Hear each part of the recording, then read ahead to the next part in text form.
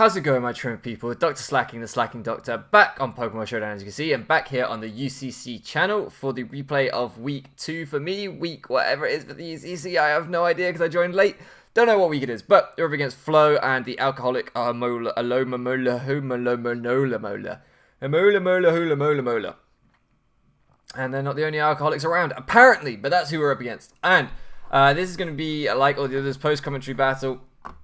Like all the others, you haven't seen the others yet, but you've seen maybe one from me. This is probably the second one you're seeing from me here, but I've already recorded the one after this, which is confusing, because the one after this, I'm going to be like, hey, this is my first time recording post-com, and you guys are going to be like, well, we've already seen 2 from you. It doesn't really matter, but that's what's going to happen. And we're going to go over the team very quickly, and then we're going to jump into the battle. I'm going to try and speed through the team as quick as I can, because this team is very uninteresting. I was very boring this week. Well, I believe I was very boring this week. I had no game plan. Zero game plan for beating Flo. I just looked at his team and I was like, it's fat. I'll just bring lots of things that pressure it by hitting hard. And a little bit of fatness myself. Didn't realize that it was not only fat, but it had longevity. It had survival. I did not appreciate how long this fatness could just stick around for. So anyway, we brought Volt Switch, Thunderbolt, Hidden Power, Ice, Overheat on Manectric. Pretty much the most standard Manectric set you could ever bring, I think. Enough speed to outspeed something. Timid, so he obviously has something fast on his draft. I think this is maybe +1 Blaziken. I think this outspeeds +1 Blaziken. Because he has the speed boost in Blaziken. The rest of special attack and what's left over in HP. That's Sparky, my boy. For those of you that didn't see the last one, I recommend you check out my last video because I explained at the end of that I made some trades. And this is our first week using the trades. So we have our Mega Manectric now. Then we have Terry the Pterodactyl. This set a little bit more interesting, I guess. Sky Attack with Flyinium Z. Just to nuke something, particularly the Snorlax, the Alomamola, even, you know, the Blaziken if I have to. Just there to nuke something. Earthquake, Aerial Ace, and Stealth Rock. This is my hazard setter. I kind of wanted to have Defog on this thing, but I wanted this Sky Attack nuke. Maybe regret that afterwards, but we'll see. Enough speed here to, looking at it, 387. I'm guessing it's +1 Blaziken again to outspeed. Very fast mons we have here at the draft, which is super, super nice. The rest in attack and what's left over in HP, pretty standard there. Count Dragula, our that's a terrible accent. Our Hydreigon, U-turn, Dark Pulse, Draco Meteor, Earth Power, pretty standard pivot with the U-turn. Enough in attack here. This is kind of a bit more interesting, I guess. I'm modest, so I'm not super fast, and enough in attack to make the U-turn knock out something that's probably 4 times weak to bug that he has. Don't know what it was. Haven't looked back at his draft. Maybe he has a Celebi or something. If you're watching Flo and you know what it was that I was trying to hit with this U-turn, then let me know because I can't remember, but I put some attack in there anyway. Dark Pulse, Draco Meteor, Earth Power, standard coverage really. Expert Belt, just to boost all these moves, which makes me think the U-turn was definitely trying to hit something. It's alright, it's a nice set. I like this Hydreigon set, it works for me. Then we have Benedict. Quite a lot in defense, a little bit in special defense, so I obviously wanted to soak up specially defensive hits too. The rest in HP with a bold nature. Wish, Toxic, Seismic Toss, Protect. Wish, obviously, so that I can keep myself around. And Wish Pass. Toxic, so that I can stall out some things like the Alomamola, like the Snorlax. Seismic Toss, so I can just continue wearing them down. Leftovers for that extra longevity. Pretty standard. Also like the idea of Wish Passing into Emoji. Emoji is the Darmanitan. Finally get to use this thing again. You guys, if you have followed my channel for a while, will know that we've had Darmanitan in the ABC and in OWL, so in the 2 main leagues that we've competed in. It's always been around. It's been ever-present for us, along with Milotic and Donphan. Pretty standard set that I like to bring. Scarf, Flare Blitz, Earthquake, Hammer Arm, U-turn. Hammer Arm is probably the most interesting move on here that I wouldn't necessarily bring. That's for the Snorlax. I know I'd usually bring Superpower, but I think with the Scarf, I could Hammer Arm like twice and still outspeed it, maybe. Certainly once and still outspeed it, but maybe even twice. Pretty high speed, but adamant, so I'm not sure exactly what I'm outspeeding. If I could do maths well in my head, I might be able to tell you that outspeeds Blaziken at +1. It probably does, because Blaziken's around 80 base speed, I believe, so I'm guessing this set is to outspeed Blaziken at +1 with Earthquake. I wanted to make sure the Blaziken didn't cause any problems, which is why I also brought this thing with the Choice Scarf. Azelf, Wild Turkey, my man, my spirit here. He's got the modest nature with the speed investment to take us up to 329 with the Scarf. Just max speed. I don't know what that was supposed to outspeed, because that is really fast with the Choice Scarf. Whew, maybe Blaziken at +2? Was I that concerned about Blaziken? I don't remember why, but Psychic obviously took Blaziken Shadow Ball for coverage for something else. Not sure what. Hidden Power Ice because there was something that I wanted to hit with Hidden Power Ice because I have it on Wild Turkey and Sparky. Don't remember what that was either, but maybe did they have like a Landorus or something? I don't know. And then a U-turn for a pivot. So we've got U-turn, U-turn, U-turn, and Volt Switch. We've got a pivoting team here. I just wanted to move around, wear things down, chip them down, wear down, and hopefully get our hazards up to do the same thing. And yeah, just put a lot of pressure on him with momentum and power. We'll see how that goes. I will see you guys in a second in the battle. So here we are, guys, and looking at the team that he brought, I now remember why I had U-turn. It's for this Hooper. I wanted to take out the Hooper. I'm guessing that's why everything has U-turn too. Hammer Arm also hits Empoleon, so maybe that's also why I brought Hammer Arm, and maybe I can still outspeed it at... yeah, I'm guessing that what I thought with Darmanitan was I could hit it with the Hammer Arm and then still outspeed it at -1 because of the Scarf, hit with the second Hammer Arm, so if it tries to switch in on me, I'd two-shot that thing. Anyway, so this is the team that he brought. We do see the speed boosting Blaziken. Baton Pass means that he can Swords Dance and Baton Pass in this league because the rules are a little bit different. You can pass any stats you want in this league in the UCC, as many of you will know. Snorlax here didn't know if it was going to be Thick Fat to try and switch into, say, a Flare Blitz from the Darmanitan, or if it was going to be Immunity. Wasn't sure about that. Or even Gluttony. Didn't know. Alomamola was obviously going to be a fairly bulky regen set. You know what to expect from that. Hooper could have been Scarfed. Wasn't sure what to expect there so much. But I had U-turn on enough things to make sure I took care of that. And yeah, expecting Empoleon to be, you know, maybe Hazard, Defog with a little bit of coverage, maybe Aquajet priority to try and get some chip on Darmanitan or take it out if I'd Flare Blitzed a couple of times. And the Jirachi, potential Scarf flinch set. Not sure what that wanted to do, but I was a little bit nervous about Jirachi. So, let's go. I should say, I haven't watched this back yet, so I'm watching this for the first time with you guys. We'll see how that goes. I lead off with Darmanitan. I'm guessing I just want a fast U-turn. Whether I just choose to Flare Blitz straight into this Jirachi or not, I'm not sure. I think, yeah. So I do. I just go straight for the damage, and I see that does 25%. That's not bad, but I'm not going to stay in. At least I now know that I'm going to do about 25% to the Alomamola. We can go straight out into Benedict. The opponent comes out, I guess, expecting our Toxic, but we actually double back out into Emoji just to keep more pressure. And we Hammer Arm this time. That only does about 22%, so it actually does less than the Flare Blitz. Not great either. I think I was hoping for the Snorlax to come out there, maybe. Or maybe even the Empoleon, I'm not sure. We go Intimidate. He goes for the Protect. And I think we probably Volt Switch into... no, we just go straight for the Thunderbolt. So, even at +1, he can't outspeed me. Then he goes +2. This is an interesting play here. So he goes for the Swords Dance as we go for the Thunderbolt. We knew that we would still outspeed even at +1. That was obviously what we built that set for. We go into the Wild Turkey, I think expecting a high jump kick or something of that description. And figuring that, because I mean he's only at +1 attack because of the Intimidate, even though we got a Swords Dance up. I think figuring that we could probably live a high jump kick and we outspeed him. We don't outspeed him at +3 to be fair, but maybe just thinking we would take the high jump kick and be able to take a Flare Blitz after possibly. I don't really know. I'm not exactly sure what I was thinking there. But he just nukes us straight off with the Inferno Overdrive. That sucks. That really, really sucked. But, you know, I guess Wild Turkey did his job in that I also knew that it was the most expendable member of our team. It didn't do that much other than Scarf Psychic was really nice for Blaziken, but it wasn't that nice once Blaziken got set up this much. And yes, U-turn would have been nice for the Hooper, but U-turn was nice for... Well, we had U-turn on everything else. So Wild Turkey was by far and away my most sackable member here, which is the other reason that I went into it. Unfortunately, he is now like +3 speed, but we get another Intimidate off, which I think was important. Scare him out, click Volt Switch. On Tim, we see that that doesn't do that much, 18%. We go out into Darmanitan, and this time we choose just to keep our momentum going. We're just like, okay, we're going to U-turn because he's going to pivot.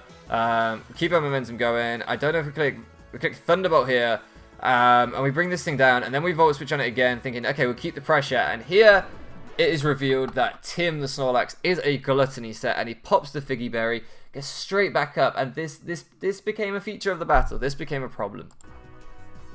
We go out into Darmanitan, and he reveals the Recycle. We realize at this point that this is going to become very difficult, so we U-turn out, just keeping that momentum going. We're determined to keep our momentum. We can click Thunderbolt again, I believe. We click Thunderbolt as he goes into the Jirachi. He actually turns out to be Scarf Jirachi, pivots out as we go for another Thunderbolt. I know that we can't kill this thing, so we Volt Switch on it. Unfortunately, put it back in Gluttony range. Means he has to click Recycle again, though. And he reveals the Facade. So even if we get the Toxic on this thing, all we're actually going to do is power it up, which really sucks. We go out into Darmanitan. We obviously click U-turn when he reveals the Hooper. Keeps our momentum and would have OHKO'd the Hooper if we'd been able to.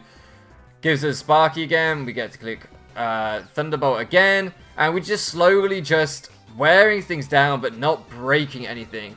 At this point, at the best we could have done is maybe like sold him out of recycles. And this is where things go a little bit wrong, as you can see from that animation. As we Volt Switch out, I realize that I can probably break him because he hasn't clicked Recycle yet. He clicks Recycle there, actually, so that's not quite true. But he hasn't got his berry to pop yet. And I'm like, okay, I can just hit my Z move. His berry doesn't pop to the end of this turn. I will kill this Snorlax with many curse words in front of it that I didn't say. Very close to saying. I don't know if the UCC channel is supposed to be PG. If we were on my channel, we would have had some cursing there. But I could have killed that Snorlax, and that would have been an important wall out of the way. So I get a little bit impatient. We're on turn 21. I feel like I'm making no headway. And I click the Z move, and I regret it instantly because, of course, the Alomamola comes in. He's not going to risk losing his Snorlax. And it eats that. It absolutely eats that. I can switch out and get regen. We click Sky Attack again, figuring he'd probably go for the Wish. Didn't want him to Wish Pass or anything, just keep the offensive pressure up. And he decides to save the Aerodactyl in the end, go out into Benedict. Might as well, it's going to take a Scold, no problem. He goes out into Jirachi on the Toxic. I mean, it's a fairly sensible play by him, and he gets to Wish the Jirachi back up, which really sucks. Really, really sucks. We get to Wish as well, and it's just kind of, at this point, it become very static again. That Aerodactyl was my chance to break something. It's become very static, but what's really, really important here is that as we go out into Sparky on his, sorry, we're going to go back a couple of turns. He brings his Rachi out, gets his Wish up on the Toxic, but then he doesn't stay in. He decides to go out into Empoleon on Benedict, and that's really, really important because what this means is that he knows he can click rocks here without a fear in the world, and that was a really big misplay for me, letting him get his rocks up instead of pressuring this thing. I should have switched straight out from Benedict into Sparky to stop him from doing that, because now this game that we've been playing of switching, suddenly is getting a hell of a lot harder because of those rocks. And I realize that, so I'm like, okay, I'm going to get my own Aerodactyl in. I know he's going to want to recycle with the Snorlax. Get my own rocks up and at least put some pressure. He's able to take Terry out. And this is why I'm saying maybe I should have brought Defog on Terry. Maybe I should have preserved Terry a little bit longer because the Z move ended up doing nothing. And instead I'm getting worn down by rocks. He actually uses the rocks to his advantage here to pop his Figgy. And I realize I'm not breaking this Snorlax. Like, save for a crit, I'm not breaking this thing. Like, it's just not going anywhere. I haven't brought any setup at all on my team, so I can't set up in his face. I can try and Toxic it here, I think, but he still has 2 Steel types to switch in. I think I click it anyway because it's my best play. No, I click Wish, actually, just to see what he does to scout. He clicks Hyperspace Fury, gets the crit. I think we ran the calcs on the crit, and it didn't matter. So I miss Hammer Arm here. It's pretty inconsequential. It only does about 22% anyway, so that miss was pretty irrelevant. He gets the Toxic Sparky, and I'm just now like, the Blissey's dropped the Hyperspace Fury. I shouldn't have left it in on that. The Terry the Aerodactyl was dropped. I really needed to preserve that thing and use its Z move more wisely. Wild Turkey got sacked. I think that was kind of necessary, so I don't really regret that, other than I love his elf and I wanted to use it a bit more. But it leaves me with just 3 months left. I have no setup. I didn't bring any setup to this battle. He still has everything essentially at 100%. He's wishing back up the Jirachi, so that's at 100%. That's not going to chip. I don't think that has any chip. So, like, I'm basically just not wearing anything down. The Snorlax is at 72, as you can see. The Blaziken's dead on re-entry, unless no fighting resist rock, so it's not quite dead, actually. But the Blaziken's the only thing that's worn down that he can't really Wish Pass into unless he plays very carefully. But I still realise that, hey, how the hell am I going to break this Snorlax Alomamola? I don't know what I can possibly do to break them at this point. Thunderbolt into Snorlax does about 20%. Everything else into Alomamola does about 20%. The only way I break them is if he misplays real hard and doesn't switch out at the right time and just keep moving. That's the only way I beat them. He goes for the Protector, gets him some more Toxic turns, wears me down, and then makes the switch. Just as I was saying, the only way I could beat him is if he didn't switch there. Revolt switch, pop his Figgy. You're seeing the recurring theme here. We go out into Hydreigon, and I'm thinking at this point, holy crap, how do I stop this from being a 6-0? That's what I need to do. So I go for the Dark Pulse. I think maybe I can flinch Tim down. I think that's my best chance I've got to kill something, is to flinch Tim down. He rolls me out into Darmanitan. And of course now he has a safe switch into Alomamola. It's already seen it can eat everything Darmanitan wants to do. I click Hammer Arm anyway, get a bit of damage on it, hoping that he might go into Snorlax. I don't know why I was hoping he might go into Snorlax, but I was. At this point I'm like, okay, I want to just sack Darmanitan. But he doesn't give me that. He goes for the Wish, and I'm like, it's not worth it anymore. Gets the Skull damage, gets his Wish back, and I've got to try and Volt Switch here. In fact, no, I go for the hard switch. I don't know why I make the hard switch. Predicting his Protect. That's why I make the hard switch. I didn't want him to let the Toxic rack up on me. I wanted to be able to come in on rocks one more time. So that's why I make the hard switch. And this is where I start to think, we have a chance. But no, that was my only chance, I think, to break anything. Was had I been able to flinch on this next turn here, Draco wouldn't have taken him out from this range. So I couldn't just drop a Draco. I needed to flinch him there and then drop a Draco. Unfortunately, he doesn't give it to me. He gets the recycle. The game doesn't give me the flinch. I go for the flinch again. He gets the recycle again. I know that he's going to get his berry back here, even if I flinch him, because he's already clicked recycle. We don't flinch him anyway, and he clicks Facade. It's now looking bad. I need to get like a double flinch. There's the first. There's the second. But it doesn't flinch. He gets the Figgy Berry back. And I'm just thinking, oh my god, I'm actually just sitting here until I get like a double, triple flinch on this thing. And he's just clicking recycle over and over. RNG, please help me, or I'm just going to get PP stalled out, or he will just get back up to full health and click Facade and kill me.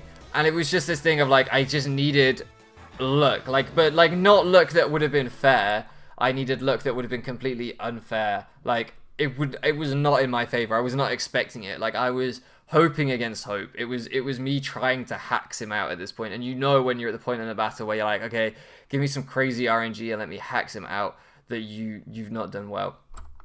Checkmate Ben at this point puts in the chat GG, because as he's quite right, it is all over. There's no way I'm gonna like solo his 6 mons with Darmanitan, and with Sparky on the counter he could just click Protect against that thing anyway. So it was all over once I couldn't get the flinches.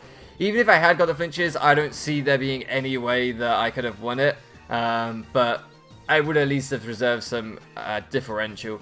We obviously lose 6-0 here. And this really, really, really sucked, because it was like, this was my first week with my team. This was the first week I had made the trades that I wanted. And with the team that weren't my trades, the team that I didn't draft, I took it to a 1-0 with like a couple of rolls that I maybe could have squeezed a win out. Here, I was hoping for some ridiculous flinch chances. And it was like, how has this happened? How have I drafted a team that I wanted and done worse with it? Like, that's embarrassing. However, that is taking nothing away from Flo and the alcoholic Aloma. I'm never going to be able to say that name. It's taking nothing away from them, because he played excellently. Like, walls just preserved beautifully. The recycle Snorlax was absolutely the correct bring. I needed to bring some setup. I absolutely needed to bring some setup on my team, and I didn't. That was why I lost, in my opinion. He had fairly passive mons. I mean, Snorlax with Facade hit reasonably hard, but it wasn't super hard. Alomamola hit fairly hard with the Skull, but had I brought, something like the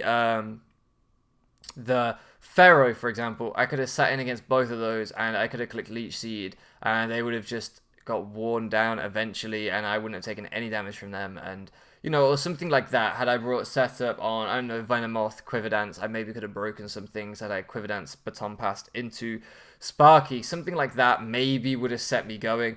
Sparky obviously gets like Signal Beam. I could have hit the Hooper. There's a few things I could have done, but unfortunately I did get 6-0'd, and it was a really, really rough start for me, losing 1-0 in the first week, losing 6-0 in the second week. Really, really tough start for me here in the UCC.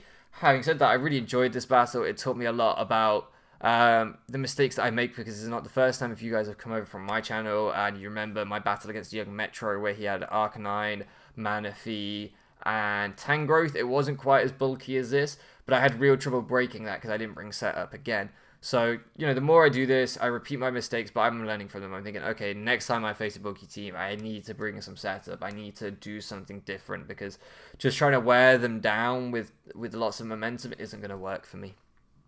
Anyway, that's it from me, guys. I hope you enjoyed this one. I hope I didn't ramble on for too long. It was a bit of a rough battle. It did go for 60 turns, so it was quite a long battle, but it was quite a rough one for me personally.